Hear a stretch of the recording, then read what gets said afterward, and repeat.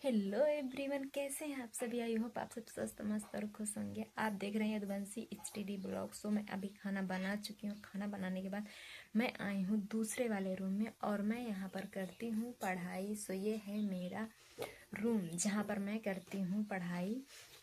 तो सबसे पहला मेरा टॉपिक है हिस्ट्री और हिस्ट्री में मैं पढ़ने वाली हूँ खिलजी वंश।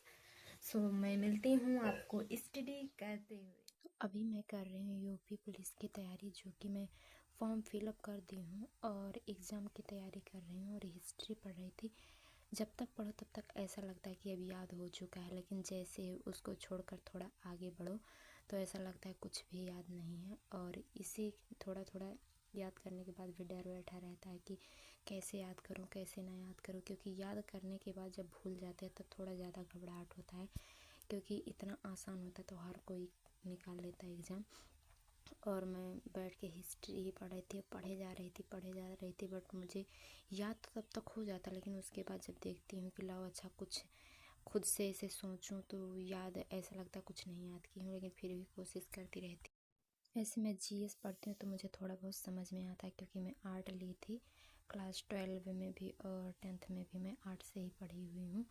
और मैथ और रीजनिंग तो मुझे बिल्कुल ज़ीरो है मेरे तरफ से, क्योंकि ना तो मुझे मैथ आता है और ना ही मुझे रीजनिंग आता है। और जिसको मैथ आता है उसको रीजनिंग कहीं ना कहीं उनका ठीक होता है, बट मेरे जो सब्जेक्ट था वो आर्ट था, तो इसीलिए मुझे आर्ट थोड़ा ज़्यादा समझ में आता है, क्योंकि आर्ट ली थी इसीलिए। और मैथ और रीजनिंग तो मुझे बिल्कुल नहीं आता, लेकिन कोशिश करती हूँ कि थोड़ा बहुत ठीक ही हो जाए।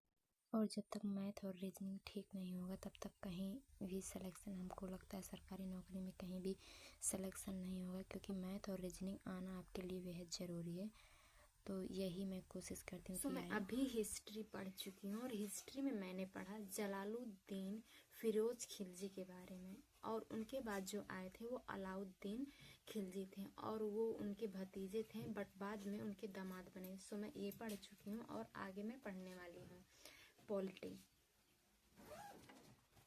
हम तैयारी करते हैं अपने लिए कि हम बन जाएंगे तो ठीक ही रहेगा, लेकिन जो बूढ़े माँ बाप होते हैं वो कहीं ना कहीं हम लोगों को छूट देते हैं इस आशा पे कि अगर मेरा बच्चा सिलेक्शन ले लेगा तो मैं यूपी पुलिस के स्टूडेंट होने के साथ साथ मैं घर की बड़ी बेटी हूँ, तो कुछ जिम्मेदारियाँ ऐसी होती हैं जो खुद को निभाना होता है, क्योंकि बड़े होने पे जो जिम्मेदारियाँ होती हैं घर की वो निभाना होता है। तो मैं टाइम पर थोड़ा टाइम निकाल कर काम करने जाती हूँ। और अभी जो आप वीडियो देख रहे हैं जो पार्ट वीडियो का, वो मैं रात में शूट की थी, क्योंकि हम दोपहर में थोड़ा काम करने में बिजी हो गए थे तो स्टडी नहीं की थी, इसी कारण बस मैं वीडियो भी नहीं बना पाई थी।